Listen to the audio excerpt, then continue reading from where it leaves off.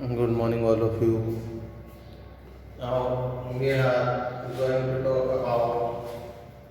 our new chapter. देखें हम हमारे नए अध्याय की ओर चल रहे हैं हमारे नए अध्याय के बारे में बात करने जा रहे हैं। हमारा नया कंसेप्ट नया चैप्टर है इकोनॉमिक कंसेप्ट एंड प्लानिंग, यानी कि आर्थिक अवधारणाएं और नियोजन। देखिए इकोनॉमिक्स की जब बात आ जाती है, इकोनॉमी की जब बात आ जाती है तो वहाँ पर एक ही चीज़ को समझा जाता है, एक ही चीज़ को जो है नॉलेज में रखा जाता है, ध्यान में रखा जाता है कि वो होता है कि मनी,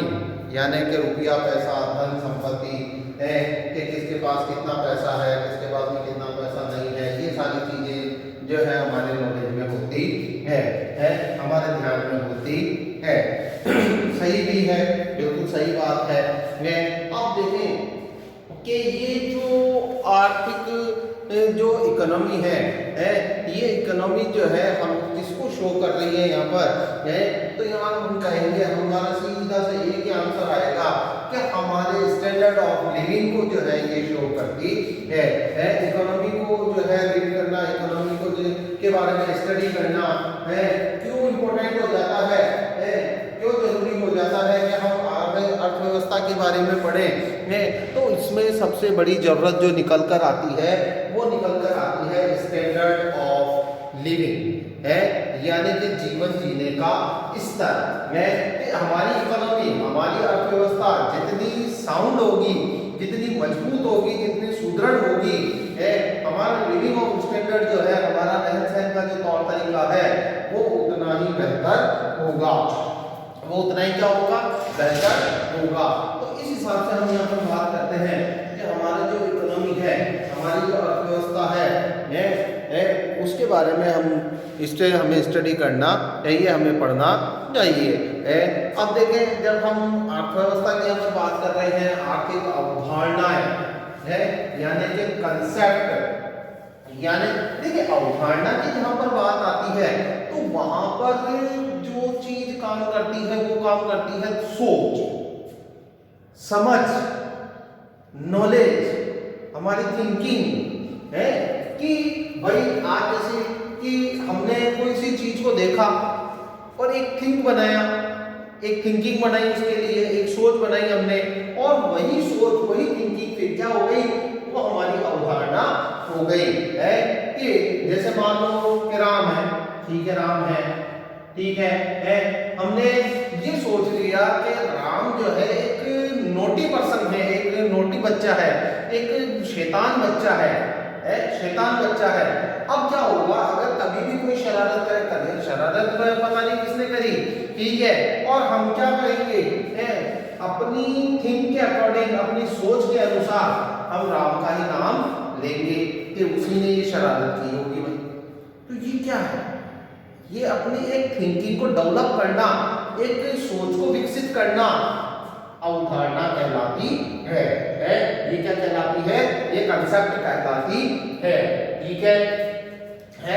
अब हम यहाँ पर इकोनॉमिक कंसेप्ट की अगर हम बात करते हैं तो यहाँ पर हमारे लिए बड़ी आसानी हो जाती है, ये बहुत इजी गोइंग हो जाता है कि हम जो है हमारे इकोनॉमिक कंसेप्ट को कैसे समझ सकते हैं कि हमारी जो भी इकोनॉमिक कंडीशन है उसको वॉच करते हुए, उसको देखते हुए, उस पर नजर बनाए हुए जो हमारी थिंक डेवलप होती है, जो हमारी सोच विकसित होती है उसको ही हम फिर चीज पे अप्लाई करते हैं, और उसको हम कहाँ इंप्लीमेंट करते हैं, उसको हम इकोनॉमिक कंसेप्ट के रूप में, इकोनॉमिक कंसेप्ट के बेस में जो है उसको हम देखते हैं या उसको अप्लाई करते हैं। आर्थिक अवधारणा क्या है, आर्थिक अवधारणा कुछ ज्यादा बड़ी चीज नहीं है। आर्थिक अवधारणा वही है जो हम उसको देखते हैं और उसके बारे में जो हम सोचते हैं कि हम हमारी अर्थव्यवस्था के बारे में क्या देखते हैं और क्या सोचते हैं, यही फिर क्या होता है, आर्थिक अवधारणा कहलाती है। अब एक शब्द आ रहा है प्लानिंग, यानी कि नियोजन है, प्लान करना, योजना बनाना, है कि ऐसा है तो इसको ऐसा कैसे किया जाए, है कि आज जैसे मान लो कि हमने हमारी इकोनॉमी के बारे में जो है एक कंसेप्ट तो क्लियर कर लिया, एक अवधारणा तो बना ली है, लेकिन अब उसके अंदर हमको और क्या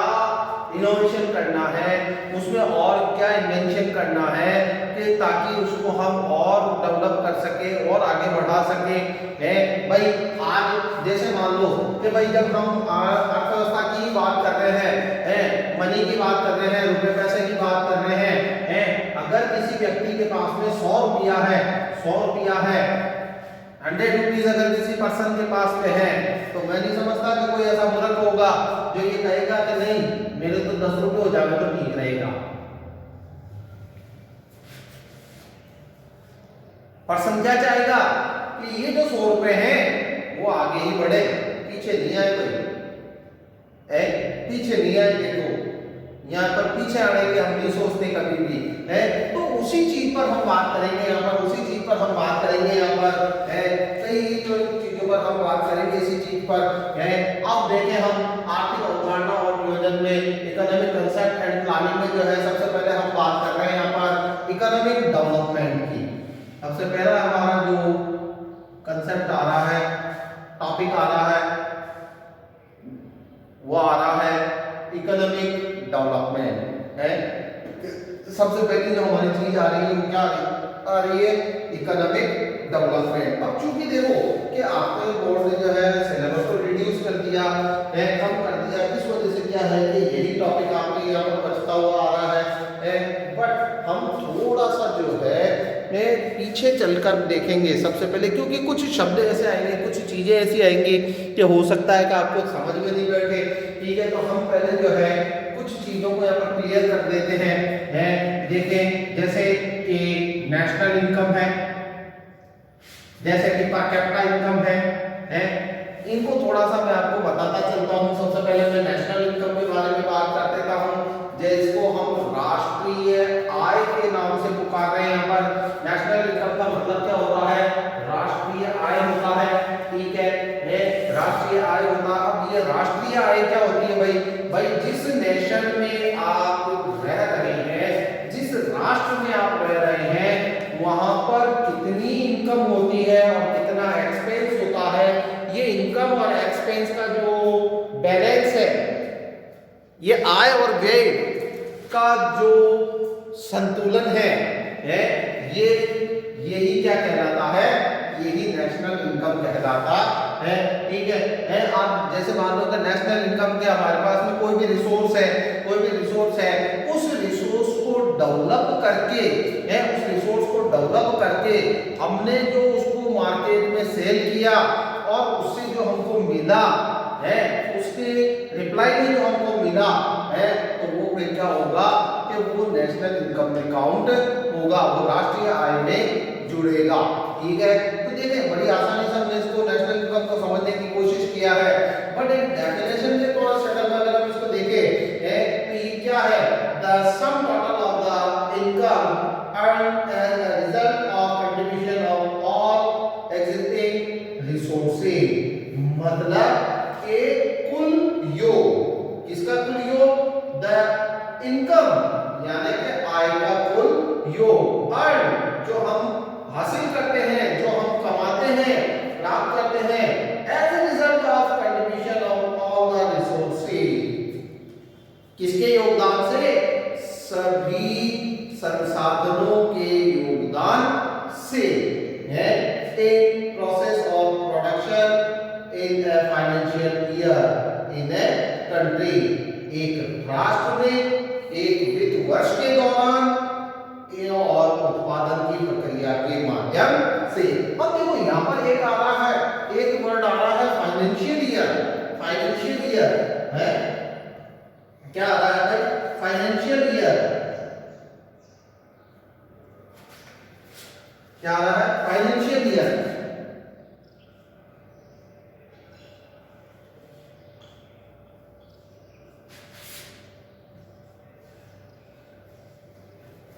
यानी वित्त वर्ष है। अब भाई ये कौन सा वर्ष हो गया, है। हम वर्ष तो बहुत सारे देख चुके हैं, 2012 भी देख चुके, 13 भी देख चुके, 14 भी देख चुके हैं। अब ये कौन सा वर्ष आ गया है देखिए। तो फाइनेंशियल ईयर का मतलब यहाँ पर क्या हो गया, वित्त वर्ष। मतलब कि किसी भी कंट्री में है, चाहे वो कंट्री एक्स वाई जेड कोई भी हो, चाहे वो कंट्री इंडिया हो, चाहे वो कंट्री ऑस्ट्रेलिया हो, चाहे वो कंट्री अमेरिका हो,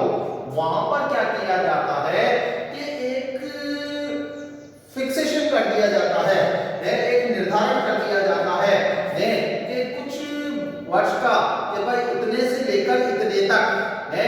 एक्स से लेकर वाई तक है, एक्स से लेकर वाई तक है, ये कुछ जो है फिक्सेशन कर दिया जाता है। अब जैसे अपन अपने इंडिया की बात करते हैं, इंडिया की हम बात करते हैं, भारत की हम बात करते हैं,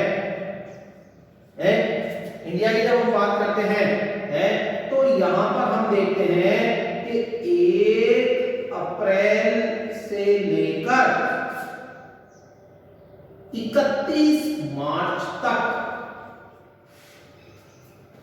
का जो टाइम ड्यूरेशन है, जो समयावधि है, ये क्या कहलाता है, ये वित्त वर्ष कहलाता है। तो देखिए भाई इंडिया में जो फाइनेंशियल ईयर है वो कौन से तारीख से कौन सी तारीख तक है, वो 1 अप्रैल से 31 मार्च तक है। 1 अप्रैल टू 31 मार्च। ये क्या है,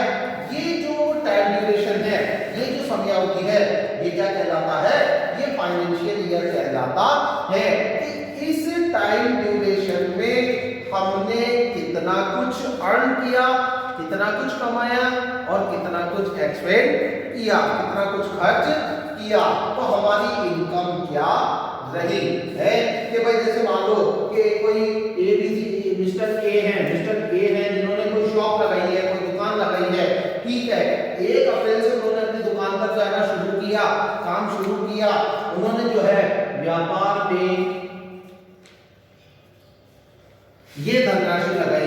10,000 रुपया लगाया था, 10,000 रुपए लगाया था, है 31 मार्च को आते आते 31 मार्च को आते आते हैं उनको थोड़ा सा फुर्सत मिला और उन्होंने क्या किया कि भाई मैं देखूं तो सही क्या हुआ। जब उन्होंने काउंट लगाया है तो ये काउंट यहाँ पहुंच गया, 15,000 पर पहुंच गया है। तो ये क्या हुआ कि भाई मेरे को जो इनकम हुई, जो बेनिफिट हुआ, वो इस तरीके से इसको काउंट कर सकते हैं। तो ये क्या है, ये फाइनेंशियल ईयर वो कहलाता है। तो देख रहे हैं हम यहाँ पर नेशनल इनकम के बारे में कि नेशनल इनकम क्या है, नेशनल इनकम क्या है, राष्ट्रीय आय क्या है। तो राष्ट्रीय आय जो है, नेशनल इनकम जो है, सम टोटल है कुल योग है, किसका सम टोटल है, income earn as a result of contribution of all the resources, कि जो आय हम प्राप्त करते हैं किसके परिणाम स्वरूप, result of contribution of all the resources, सभी संसाधनों के परिणाम स्वरूप है इन फाइनेंशियल ईयर, एक वित्त वर्ष के दौरान है, in the process of production है, उत्पादन की प्रक्रिया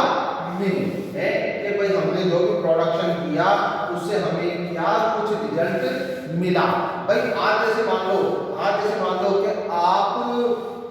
क्या करते हैं, आप स्टडी करते हैं, आप पढ़ाई करते हैं, ठीक है 1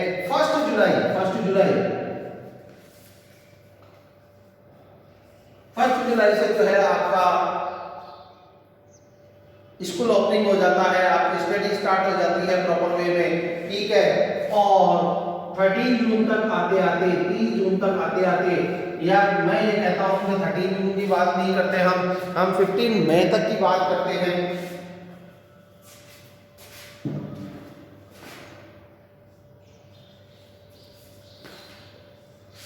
15 मई तक की हम बात करते हैं, 15 मई तक की हम बात करते हैं कि आपको क्या होता है कि आप कंटिन्यूअसली पढ़ते भी हैं, एग्जाम भी देते हैं, आप पढ़ते भी हैं, स्टडी भी करते हैं और एग्जाम भी देते हैं, परीक्षाएं भी देते हैं, एंड देन लास्ट फिर क्या होता है कि आपने क्या कुछ किया उसके बारे में आपका रिजल्ट बोलता है, आपका परिणाम बोलता है। तो उसी तरीके से यहाँ पर भी ये जो है फिक्स कर दिया है कि भाई 1 अप्रैल से लेकर 31 मार्च तक हमने क्या कुछ किया, उसका एंड जो आता है, रिजल्ट जो आता है। तो ये जितने भी सोर्स से हमारी जो इनकम हो रही है ये क्या कहलाती है, ये नेशनल इनकम कहलाती है। अब मैं आपको बात करता हूँ पर कैपिटा इनकम की। पर कैपिटा इनकम यानी कि प्रति व्यक्ति आय। अब देखो कि हम इसको यहाँ से ही समझ लेते हैं, प्रति व्यक्ति आय है। प्रति व्यक्ति आय किसे कहते हैं, आप मैं समझ गए होंगे। प्रति व्यक्ति आय है इनकम ऑफ पर पर्सन है, प्रत्येक व्यक्ति की आय है। Per capita income is calculated by dividing the total national income of a country by the population visit there. अब देखो भाई यहाँ पर क्या कह रहा है कि जो प्रति व्यक्ति आय है उसकी गणना हम कैसे करते हैं कि जितनी टोटल पॉपुलेशन है, जितनी कुल जनसंख्या है, जितनी कुल क्या है जनसंख्या है और किससे डिवाइड करके टोटल नेशनल इनकम, राष्ट्रीय आय से उसको भाग देकर, राष्ट्रीय आय से हम उसको भाग देकर कि भाई कितनी इनकम हुई और कितने पर्सन से हुई है, कितने पर्सन से हुई है। देखें यहां पर क्या होता है, इनकम अपॉन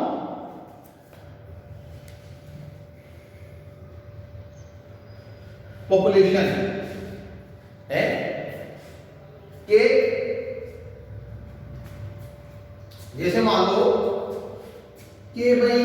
हमें जो है 1000 रुपए की इनकम हुई, 1000 रुपए की आय हुई।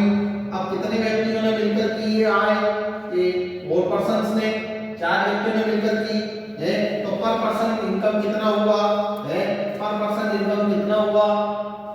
वो हमारे सामने होगा। ये हमारी पर पर्सन इनकम होगी, प्रति व्यक्ति आय होगी। ठीक है, अब यहाँ पर हम चीज को समझ चुके हैं, हमारी 2 चीजें थी जो कि बिल्कुल क्लियर हो चुकी है। तो अब हम यहाँ पर इकोनॉमिक डेवलपमेंट के बारे में बात करते हैं, आर्थिक विकास के बारे में जब हम बात करते हैं तो हम देखते हैं economic development refer to rising national और पर कैपिटा इनकम है। देखिए व्हाट इज इकोनॉमिक डेवलपमेंट, ये इंपॉर्टेंट यहाँ पर डेफिनेशन है, बहुत महत्वपूर्ण ये परिभाषा है that what is economic development है, that economic development refer to rising national income and per capita income है। क्या है राष्ट्रीय आय, देखें कि आर्थिक विकास क्या है, rising the national income and per capita income, यानी कि राष्ट्रीय आय एवं प्रति व्यक्ति आय में वृद्धि किसके साथ, along with favorable changes, अनुकूल परिवर्तनों के साथ इन इकोनॉमिक स्ट्रक्चर, आर्थिक ढांचे में अनुकूल परिवर्तनों के साथ, इंस्टीट्यूशनल स्ट्रक्चर है, संस्थागत ढांचे में अनुकूल परिवर्तनों के साथ है, फेवरेबल चेंजेस इन टेक्निक्स है, यानी कि तकनीकों में अनुकूल परिवर्तनों के साथ, and favourable changes in social outlook,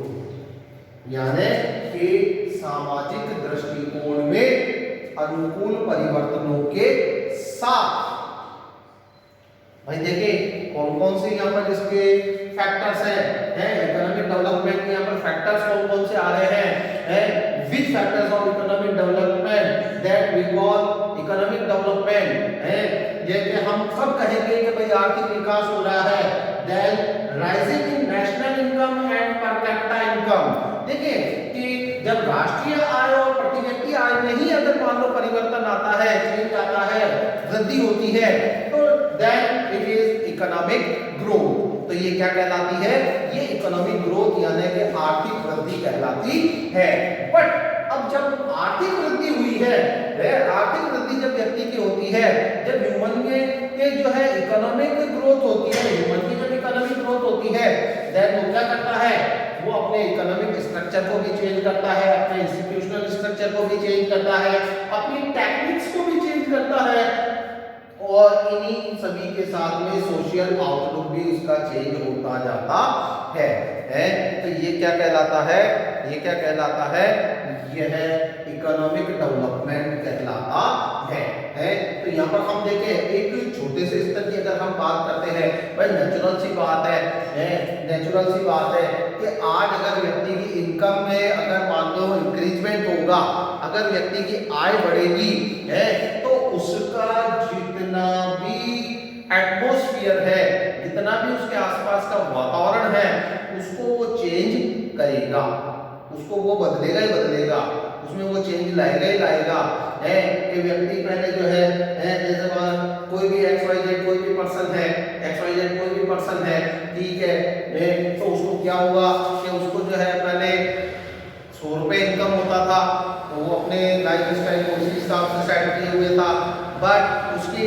income में जैसे इंक्रीजमेंट आया 1000 हुआ, तो उसकी लाइफ स्टाइल में भी चेंज आ जाएगा, बढ़िया सूट बूट पहनने लगेगा भाई है। तो ये इस तरीके से यहाँ पर हम ये देख रहे हैं कि जो इकोनॉमिक डेवलपमेंट है, इकोनॉमिक डेवलपमेंट की जब हम बात करते हैं तो हम क्या बात करते हैं, इकोनॉमिक डेवलपमेंट की हम क्या डेफिनेशन लेते हैं, तो यहाँ पर हम लेते हैं economic development refer to rising national और पर कैपिटा इनकम है कि जो आर्थिक विकास है वह क्या है, राइजिंग नेशनल और पर कैपिटा इनकम है, यानी राष्ट्रीय एवं प्रति व्यक्ति आय में वृद्धि, बढ़ोतरी, इंक्रीजमेंट है, किसके साथ, अलॉन्ग विद फेवरेबल चेंज है, अनुकूल परिवर्तनों के साथ, इसमें अनुकूल परिवर्तनों के साथ इन इकोनॉमिक स्ट्रक्चर, आर्थिक ढांचे में अनुकूल परिवर्तनों के साथ है, इन इंस्टीट्यूशनल स्ट्रक्चर यानी कि संस्थागत ढांचों में परिवर्तन के साथ, टेक्निक्स है यानी कि तकनीकों में अनुकूल परिवर्तन के साथ, एंड सोशल आउटलुक यानी कि सामाजिक परिवर्तनों में के सामाजिक दृष्टिकोण में पर अनुकूल परिवर्तनों के साथ जो चेंज आता है, जो परिवर्तन आता है, जो राइजिंग आता है, जो इंक्रीजमेंट आता है, जो वृद्धि होती है, उसको हम क्या कहते हैं, उसको हम इकोनॉमिक डेवलपमेंट का नाम देते हैं। इकोनॉमिक डेवलपमेंट ए मोर सुटेबल मेजर, देखें कि जो आर्थिक विकास है वो अत्यधिक उपयुक्त उपाय है, किसका अत्यधिक उपयुक्त उपाय है, level of development and welfare of any country, है कि किसी भी राष्ट्र के विकास के स्तर और उसके कल्याण के स्तर को मेजर करने का, उसको नापने का, उसको जो है मापन करने का सबसे उपयुक्त उपाय है कि किसी भी राष्ट्र के बारे में अगर पता करना है तो सबसे पहले उसकी इनकम को देख लो भाई, या तो हम राष्ट्र को छोड़ देते हैं, हम तो अपनी बात कर लेते हैं, अपनी छोटी सी बात कर लेते हैं कि आज अगर हमारी जेब में पैसा है तो हर कोई बोलेगा कि बोल भाई तू कैसा है, हर कोई आके पूछेगा हमसे, हर कोई हमसे जो है रिलेशन बनाने की कोशिश करेगा, संबंध बनाने की कोशिश करेगा।